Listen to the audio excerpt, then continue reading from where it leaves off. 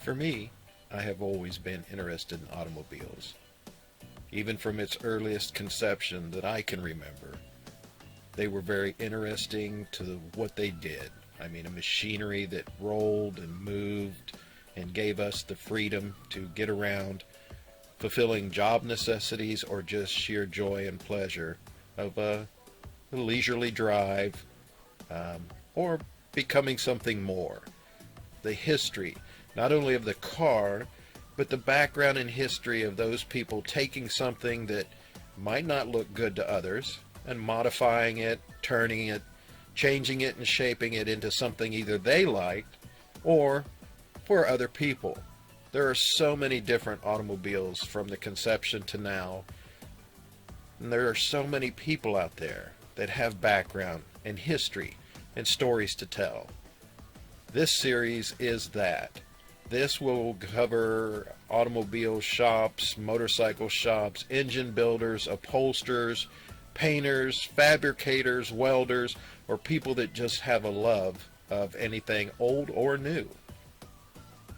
I appreciate what they can do, and I've always wondered what to do about helping them tell their story. This is it. I hope you enjoy it. I'm going to call this Shop Talk, and we're going to go to places and get the background, get the stories of the individuals. I find it very interesting. I hope you do too. So let's go. Let's start our series, Shop Talks.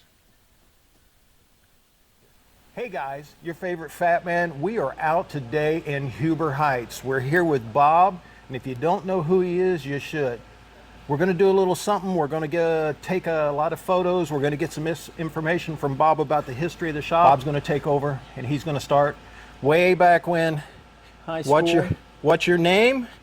The name of the shop, they should know. Okay, Bob Kammer. This is Kammer Kammer Racing Engines. And when you started first noticing automobiles, what was it?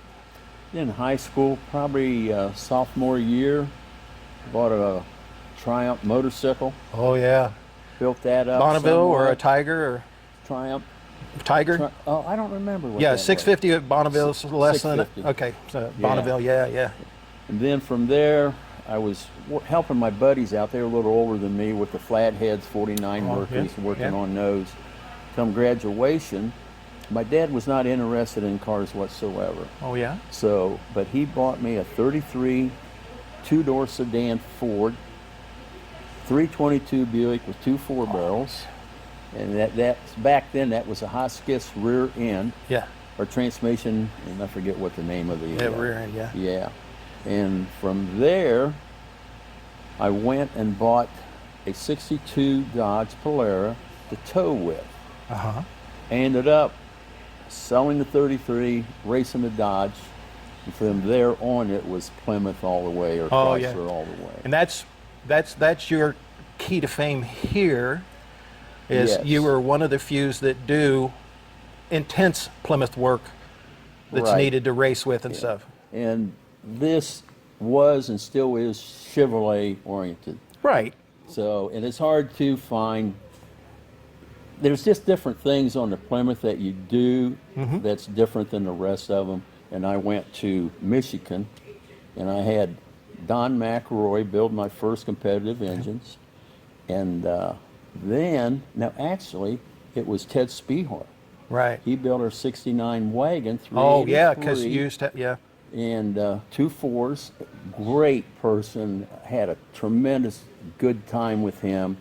And then we picked up a Chrysler sponsorship for 2 years. Oh, awesome. And that was before you started this. You started. No, I had no business at all. Right. And when we had the Chrysler sponsorship, we were invited to all the dinners.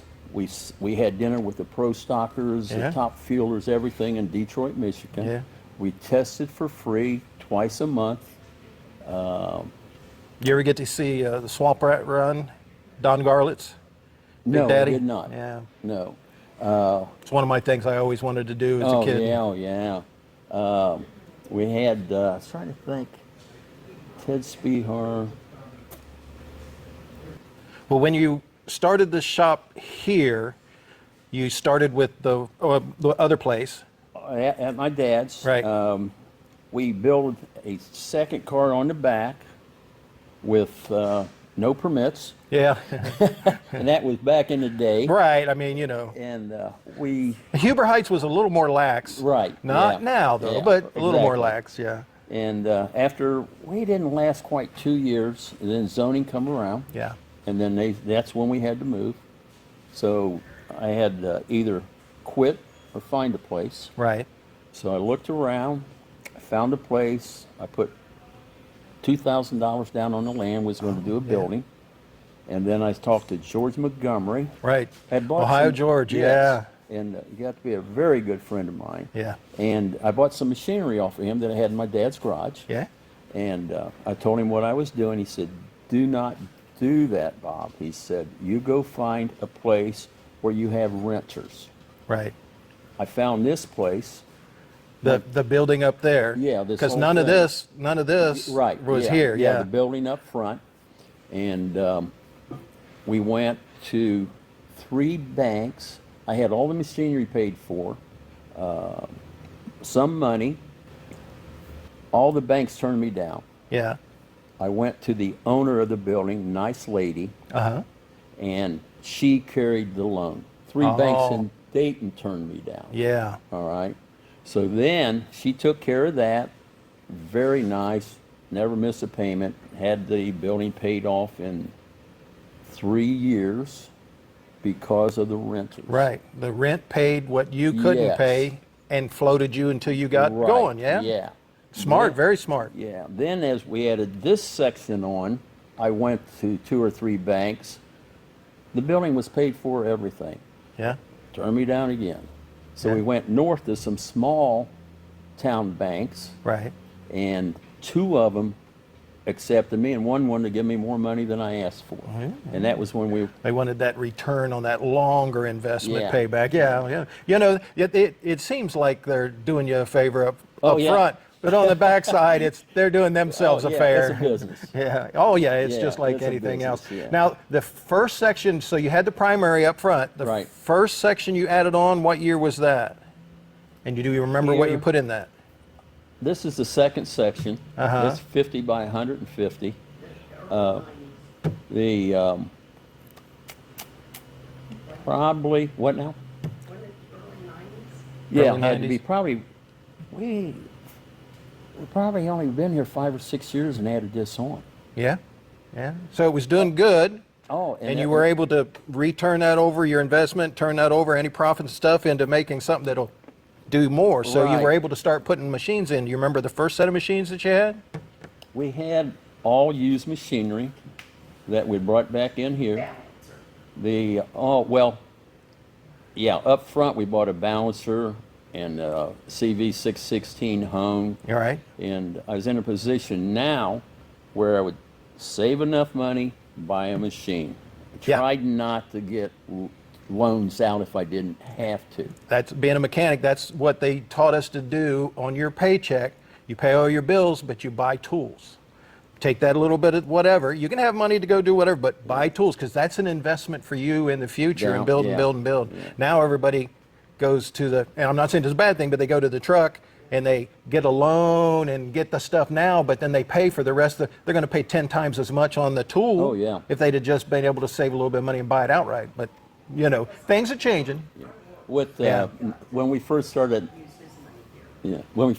started adding on, Mm-hmm.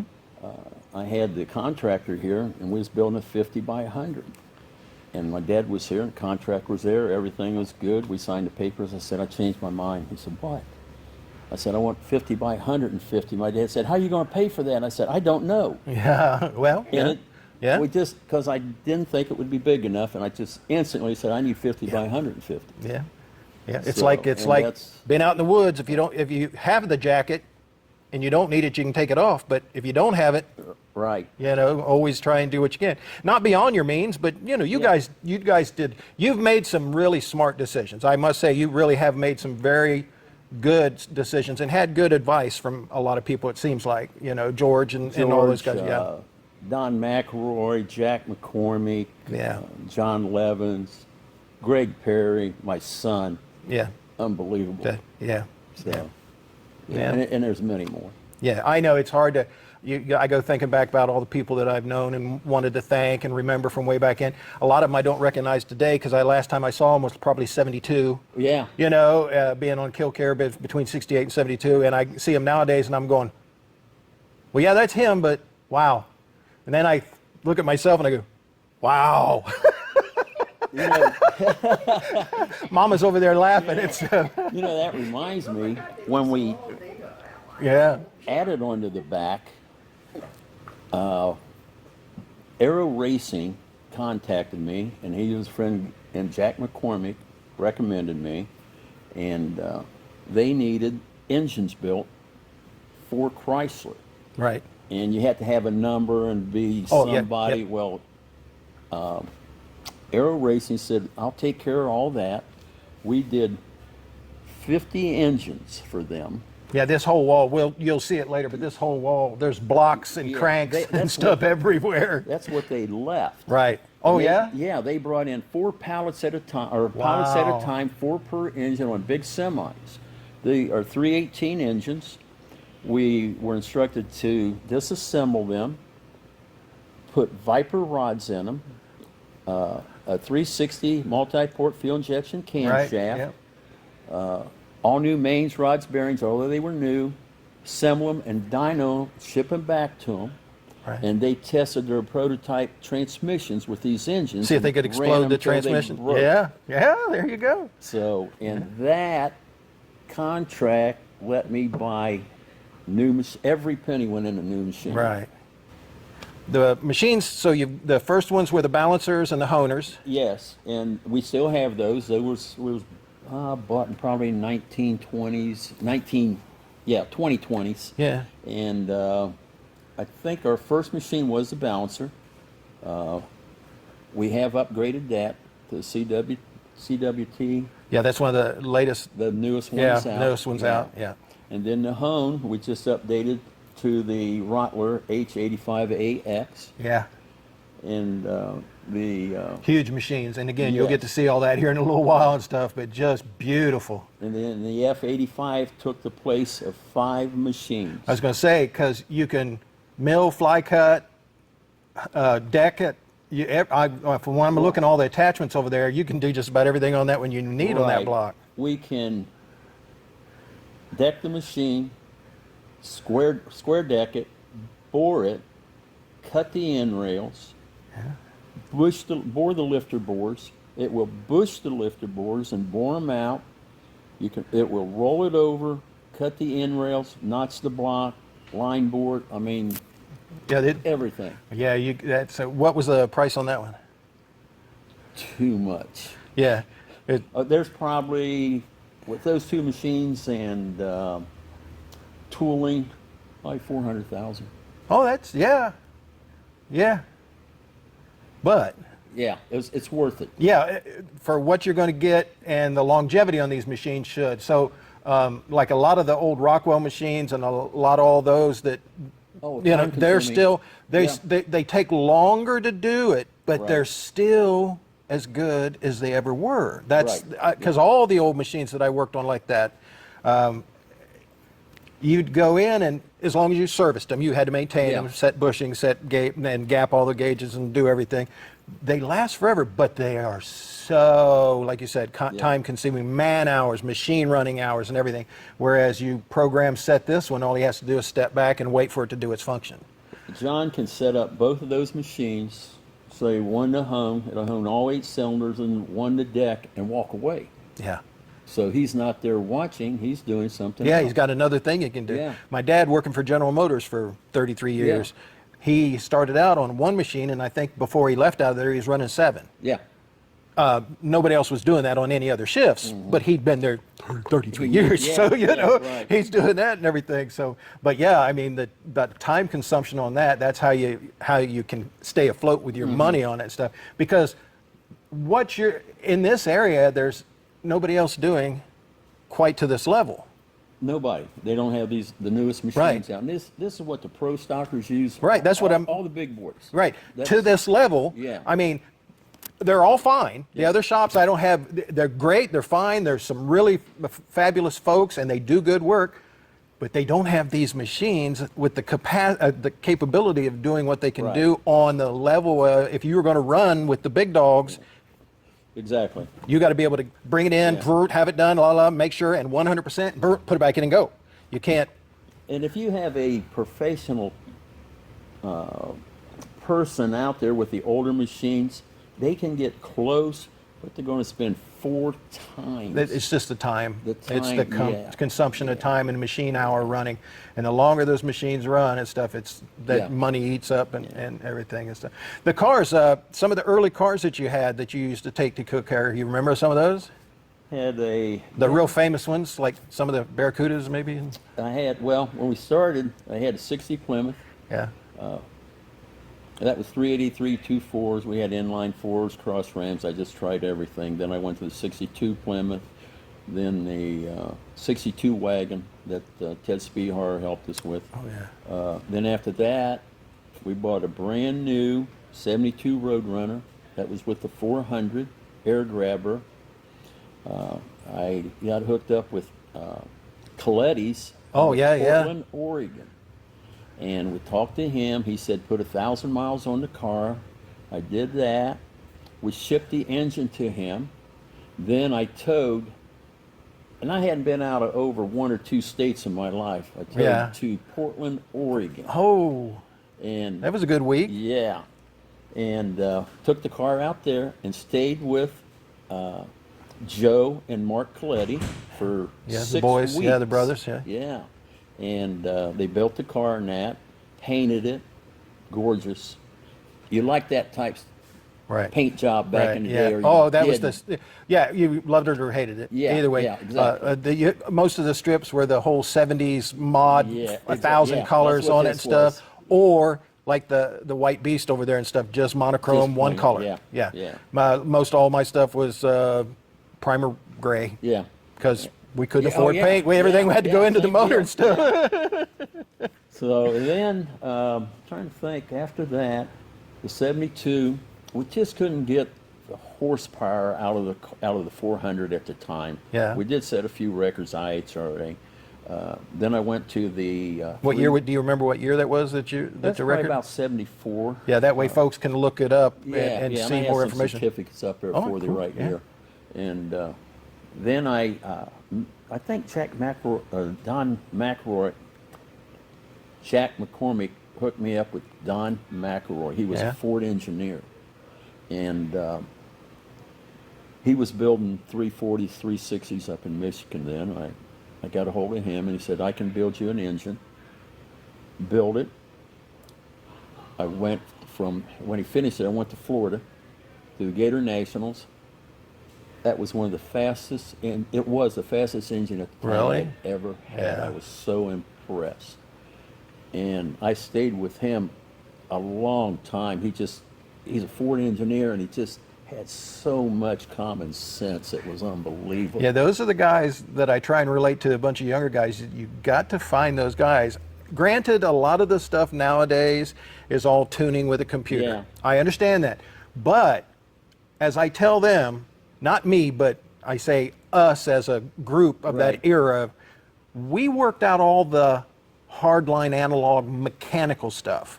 Right. The new stuff is all the variable timing to where you can make one cylinder 1,000 fire different ratios Right. and whatever. Change lifters, change variegation in lifters Right, on the yeah. fly. We couldn't do any of that stuff. Right. We had to set it between this ramp and hope that it didn't run out of fuel and burn up by the end. Because if you set it too high, it's too dead, pan out of the hole, load up and stuff. And if you set it too lean, you're out the other end, no pistons. yeah, yeah. Spark plugs are gone, the holes are, it's just, you Oh, know. yeah. So, I mean, that's what I tell the guys stuff. When you were talking about all those guys, that's all the old school real stuff to me that I remember.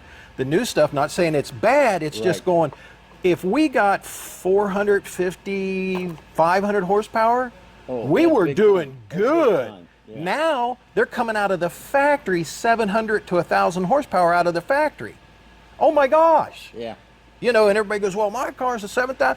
I understand that, but with what we were dealing with, we did good. Exactly. But they wouldn't have what they have now if we didn't do Oh yeah. what we did then, right? Yeah. So, yeah. Anyway, sorry, I didn't mean to get off track. It's just, that's one of my things I want to tell the guys, that you're only as good as if you're honoring what was before you, built upon that, because you're standing on some old guy's shoulders that figured this all out, so you can go beep, beep, beep, beep, beep on the computer, period. Right. Without us, it would have never happened.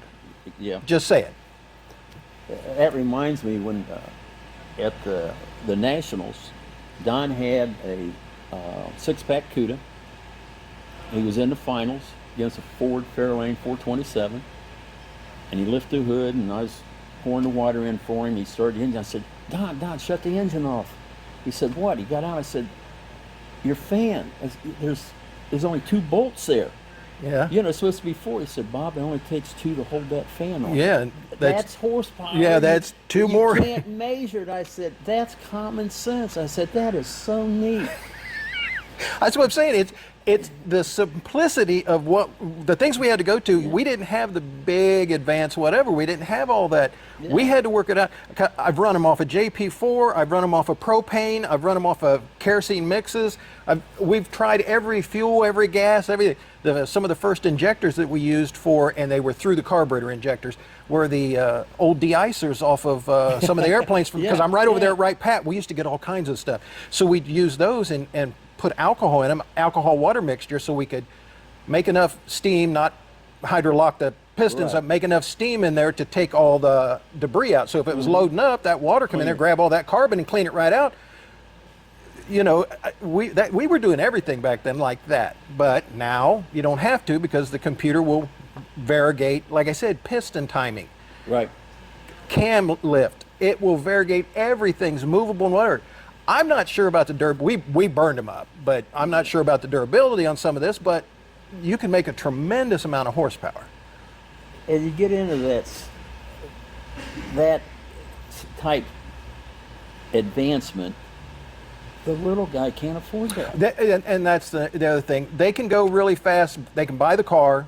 Well, actually, they go in Yeah, to sign yeah, for the car. They sure, don't even have to yeah. buy them anymore. Go, buy the car. It's already 700 to 1,000 horsepower, but they're trying to race on street tires this wide. Right. Couldn't do it. Well, when my cars come out, they only had 4.5s. Yeah. 4.5 inch wide tires, and put it in first gear and stand on it. You didn't move until you let off of it, because Yeah. there was just too much. Yeah. That's when we started doing the 1331s. Yeah. Was the big ones we Yeah. did, but We the had regular really 8-inch. old tires, Yeah. too, or hard Oh, tires.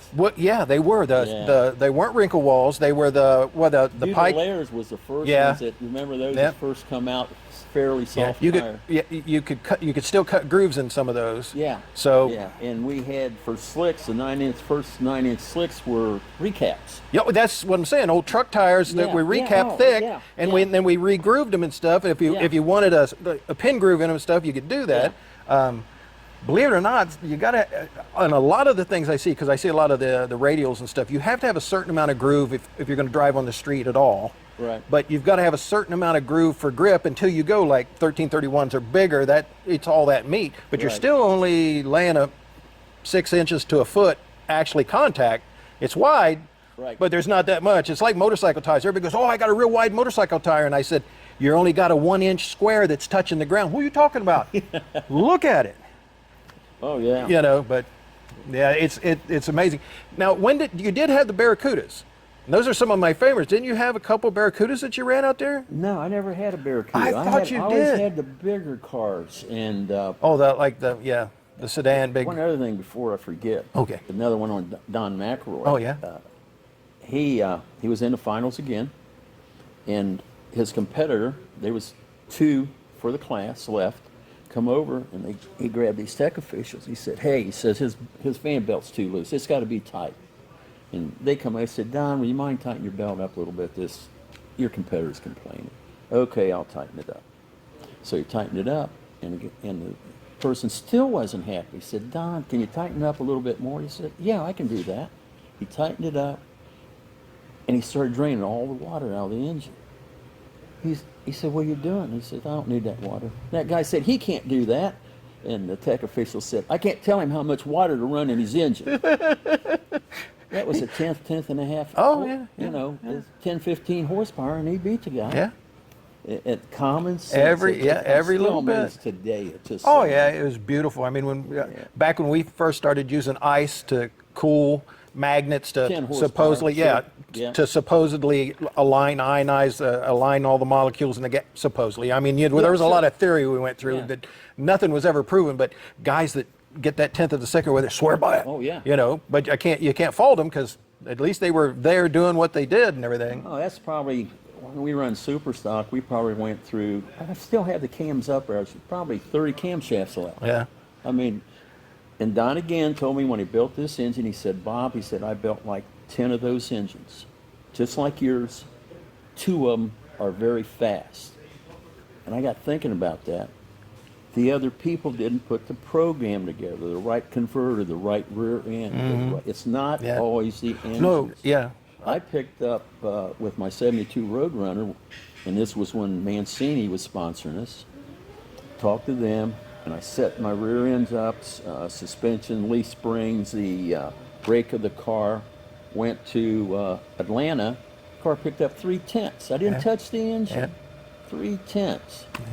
Yeah, track temperature, air. Oh yeah. How much the car working? Period. Yeah, Picked how up much 3/10. humidity and stuff. Because we used to add, like I was telling you, we used to add a little bit of alcohol water into it to be aspirated and stuff to try and level out and pull all the carbon out so it didn't load up on the line. Right. And we just didn't. You just had to make sure that you weren't running too much water alcohol in the top end to hydrolock the motor and blow the rods all out of it stuff. So because it picked up more fuel and stuff, because we didn't have all the electronic stuff, we were doing everything mechanical. We had a switch on and off, or you could variable it. You could try and drive and change it on a rheostat to variable it, but you're trying to drive. Right. There was only so much you could do. That was before. Now you could get a computer to do that.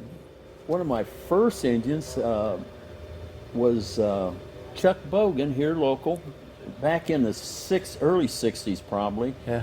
He hooked up a choke cable to the distributor to retard the timing. Yeah. I mean, yeah. It is what it is. Yeah. I mean, everything that goes on. Those guys that, the things we would run without. I mean, without fans, without water pumps, without, I mean, just whatever. And that's why you didn't want anybody burnt. Well, they call it burning down now.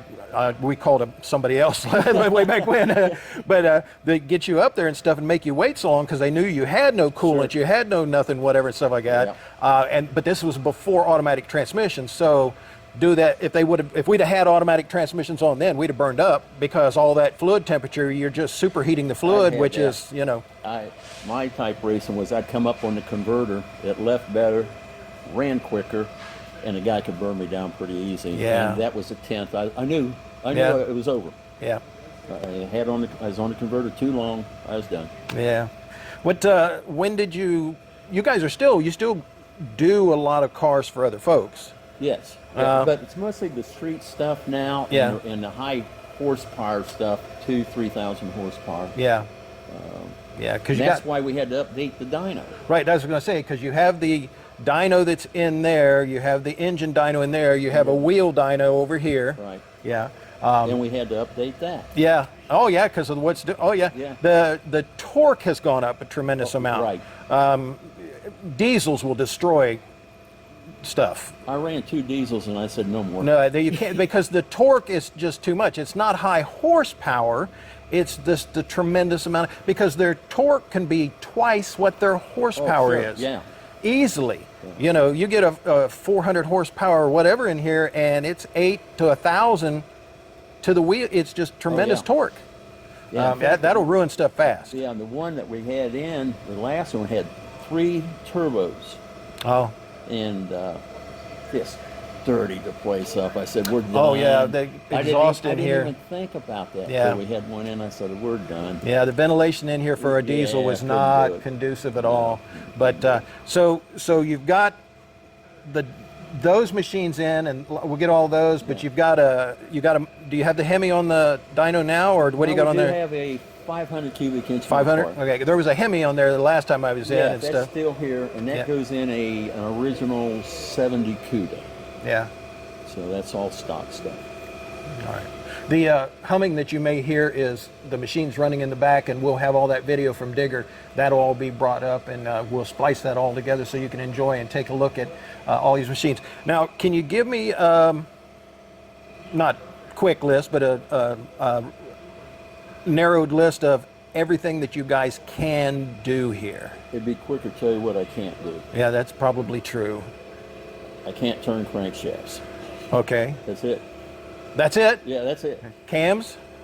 Cams, can you repolish cam, Oh yeah, logo- yeah, you can do all that. Mill But cams? nobody can crank. You go to the manufacturer Right. comp, Yeah. somebody You like get that one. for that. Yeah. Yeah. Yeah. Again, compete cheaper, with I was them going to say cheaper, and they have it absolutely to a science. So Right. you don't have to go through that big long learning curve like you do anything. Any new machine, no matter what, there's a learning Right, curve. yeah. You would be at a loss, and you don't have 1,000 cranks to sit here and, well, let's try that. Let's try that. Well, maybe Well, you do. Yeah, and I was lucky on camshafts. Tim Gillespie worked at General Motors here, and he worked for Comp Cam, I think, for about 10 Uh-huh. years. I hooked up with him, and he developed our camshafts for the Super Stocker. Yeah. So, and it worked out very well. Yeah, we're going to get around. We're going to walk through the shop here. I'm going to get a camera on you, put the mic on you, and anything else you want to say before we just start cruising around and just pointing out things? No, I think we're pretty good. All right. Yeah. I want to thank you for this, brother. well, and thank you. we're not going anywhere. We'll Yeah, yeah. we'll be right back and stuff. I'm just going to change the camera gear up, and we'll do all that.